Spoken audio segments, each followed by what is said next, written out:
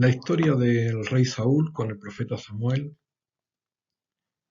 continúa con un discurso que da el profeta Samuel recordando a todos los israelitas cómo había sido la buena mano de Dios propicia a todo Israel desde que estaban en Egipto y clamaron para que Dios los liberase. Cómo Dios les había sido favorable por todo el recorrido hasta la fecha, con los inconvenientes que había tenido la deslealtad del pueblo, que también le cita. Hay un versículo en el capítulo 12 y versículo 14 que Samuel subraya: Si temiereis a Jehová y le sirviereis y oyereis su voz y no fueseis rebelde a la palabra de Jehová, y si tanto vosotros como el rey que reina sobre vosotros servís a Jehová, vuestro Dios, haréis bien. Mas si no oyereis la voz de Jehová, y si fuereis rebelde a las palabras de Jehová, la mano de Jehová estará contra vosotros como estuvo contra vuestros padres. El Señor declara por medio de Samuel cómo había estado presente su mano invisible durante toda la historia. Y es una mano que mientras que el pueblo sea obediente, siempre la tendrá incondicionalmente. Pero si el pueblo se rebela, la mano de Dios estará contra el pueblo. ¿Qué haría usted? ¿Qué harías tú? ¿Qué haría Israel ante semejante enseñanza? Aquí nos encontramos a Saúl, que iba a ser probado. Como cualquiera de nosotros es probado. Una prueba es un examen. Un examen se puede aprobar y se puede suspender también, claro. Y se puede aprobar con suficiente y se puede aprobar con notable o sobresaliente. Saúl, como cualquiera de nosotros, es probado en las cosas de la vida, a ver cómo anda nuestro corazón en fe, en confianza con Dios. Dios nos prueba, Él ya sabe lo que hay en nuestro corazón, ya lo sabe. Dios permite la prueba para que nosotros seamos conscientes de lo que hay en nuestro corazón. Cuando llegan las pruebas de la vida, nuestro corazón confía en medio de la angustia, de la aflicción, se alegra y se goza con los que se gozan. Ahí estaba una guerra contra los filisteos. Otra vez los filisteos. Habían venido un ejército numerosísimo. Un ejército, cita la escritura, de 30.000 carros, 6.000 hombres de a caballo y pueblo numerosísimo como la arena que está en la orilla del mar. Y vinieron a atacar a Israel. Así fue como los israelitas tuvieron miedo porque estaban en aprieto y se escondieron en las cuevas, en las cisternas. Se escondieron, claro. ¿Quién va a querer pelear contra un ejército tan grande? ¿Y Saúl? ¿Cómo reaccionaría Saúl ante semejante situación? Saúl convocó a un ejército menor en número que los enemigos, temeroso, temblando, pero Samuel le había dicho que esperasen allí en Gilgal 7 días, que Samuel iba a invocar el favor de Dios. Y si Dios estaba con ellos, ¿quién estaría contra ellos, por muy numerosísimos que fuesen los enemigos? Ya Israel había oído y aprendido esta lección cuando Samuel clamaba y Dios desde el cielo enviaba relámpagos sobre los filisteos. Pero a veces la espera produce tensión en el alma, produce angustia. La angustia es angosto. El alma está en angustia, está oprimida. Hay que esperar en el Señor. Pero el alma humana es impaciente y con las preocupaciones más.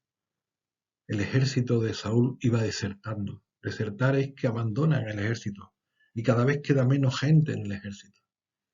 Entonces Saúl, para evitar que la gente se le desertara, ¿veis? Hay una motivación humana.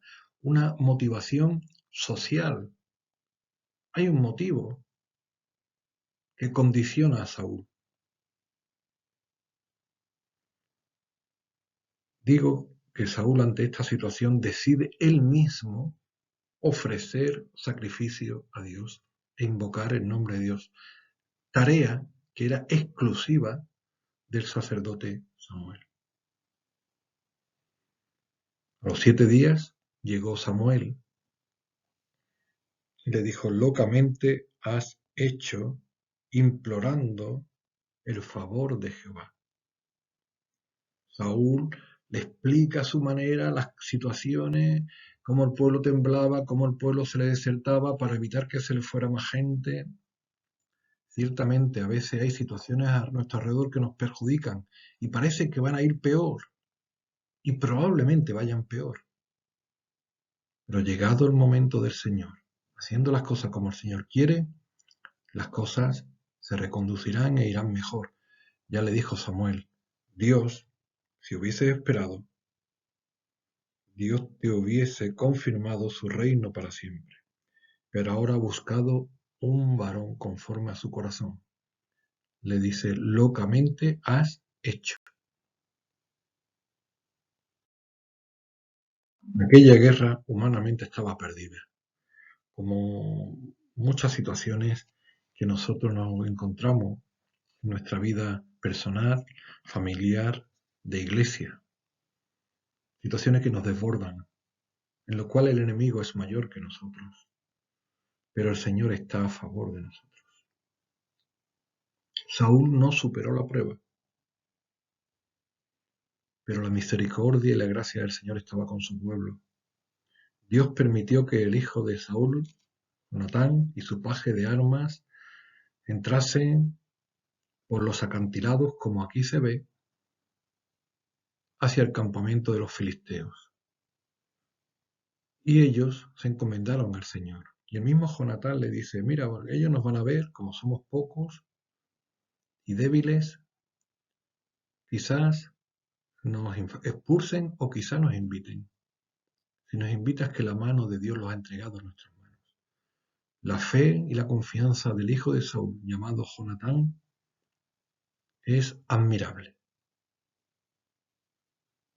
Los dos solos, en el nombre del Señor, se enfrentaron a todo el ejército de los filisteos, quien, al escuchar el estruendo de las armas, luchaban unos contra otros. Dios hizo caer pánico entre los filisteos. Y es que Dios se mueve a su manera. ¿Recordáis la historia de Gedeón? Solamente con 300 hombres y sin instrumentos de guerra, con cántaros, con trompetas, con tinajas, hicieron ruidos, y el pavor y el pánico de parte de Dios hizo lo siguiente: y los enemigos se clavaban las espadas unos a otros. Saúl y su ejército desde lejos veía que había un gran alboroto, mucho polvareda, y dice: ¿pero qué es lo que está ocurriendo allí? ¿Qué es lo que está ocurriendo allí? Dios les había dado una gran victoria por medio de su hijo. Pero aún el propio Saúl había hecho un juramento idiota de que nadie comiese durante aquel día, sino conocería la muerte. Su hijo, ignorante de este juramento, quien había sido el instrumento de Dios para tan grande salvación, comió, claro, comió porque tenía necesidad de comer, ignorante de este juramento. Y ahora Saúl quería cumplir su palabra. Claro, él es muy justo y él cumple su palabra. Pero el pueblo se le opuso. ¿Cómo iba a hacer tal cosa a quien había sido el instrumento para liberar a Israel de tan grande enemigo? Y efectivamente no le hizo daño a su hijo Jonatán. A veces una prueba la podemos suspender, pero tenemos otra prueba para rectificar y otra prueba para aprobar. No es lo mismo suspender una vez, que todos habitualmente suspendemos, todos habitualmente fallamos pruebas en la vida, y tenemos que aprender a levantarnos, y tenemos que aprender a rectificar y vivir como personas de fe. Pero si una y otra vez suspendemos y suspendemos y suspendemos, Igual que académicamente nuestra vida iría mal, espiritualmente nuestra vida va a ir también mal. Saúl tuvo segundas oportunidades y terceras oportunidades. Dios le dio la victoria en muchas guerras. La Escritura lo cita, cómo Dios le dio la victoria contra Moab, contra Edom, contra Amón, contra los reyes de Seba, contra los filisteos. Donde quiera que se volvía era vencedor. Quizá ante tantas victorias, que no eran por su valor, que lo tenía, no era por su mérito, que el hombre también lo tenía, sino que siempre es por la gracia insondable de Dios con nosotros. Tuvo una batalla eh, paradigmática con los amalecitas.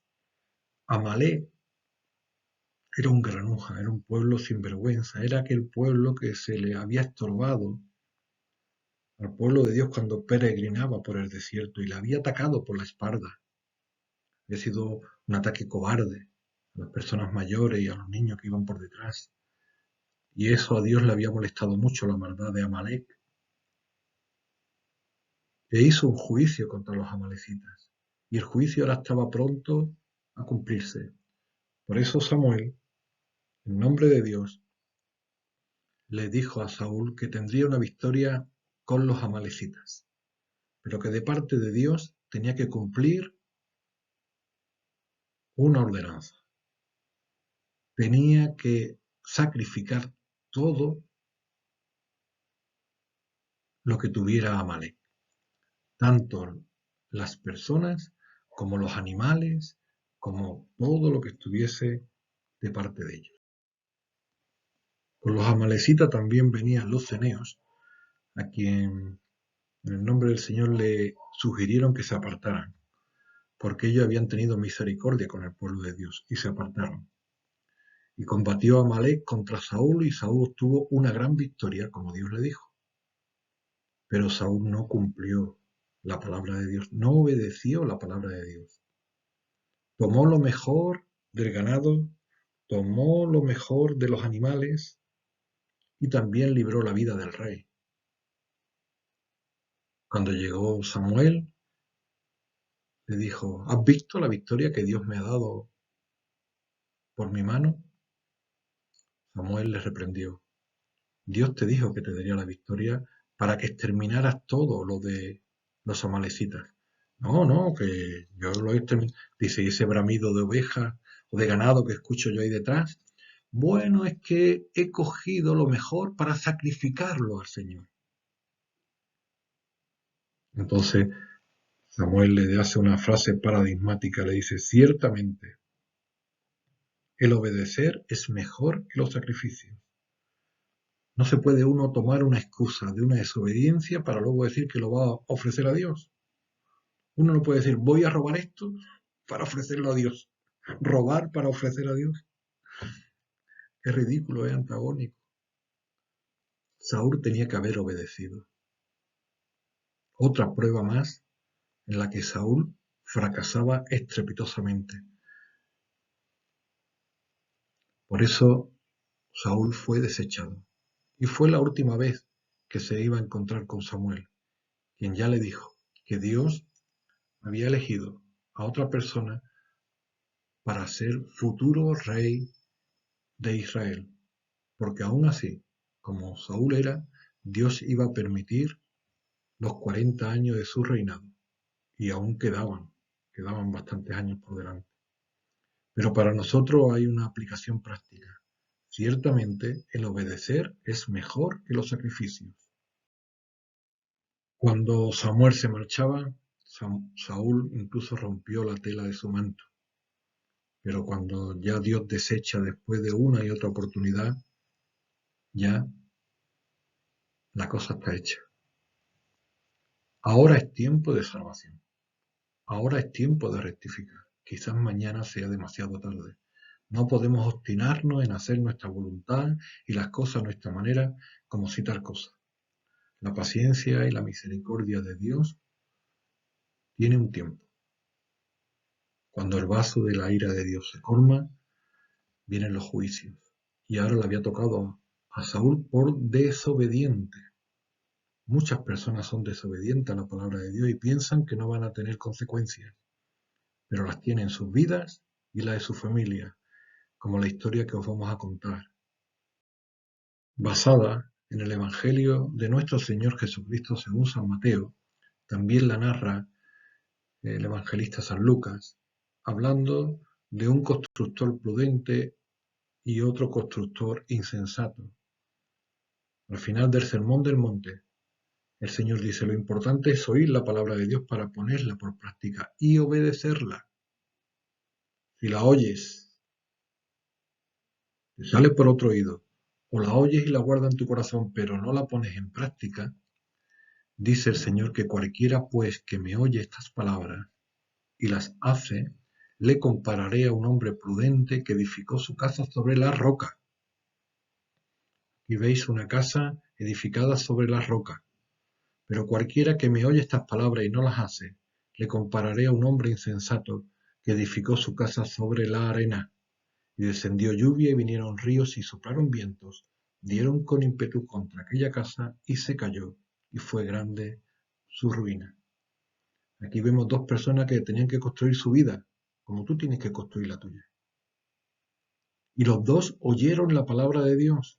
Los dos tenían que construir una casa, pero uno obedeció la palabra de Dios construyéndola sobre la roca. Quizá esto, seguro que esto le iba a llevar más tiempo, le iba a costar más dinero que construir una casa sobre la arena.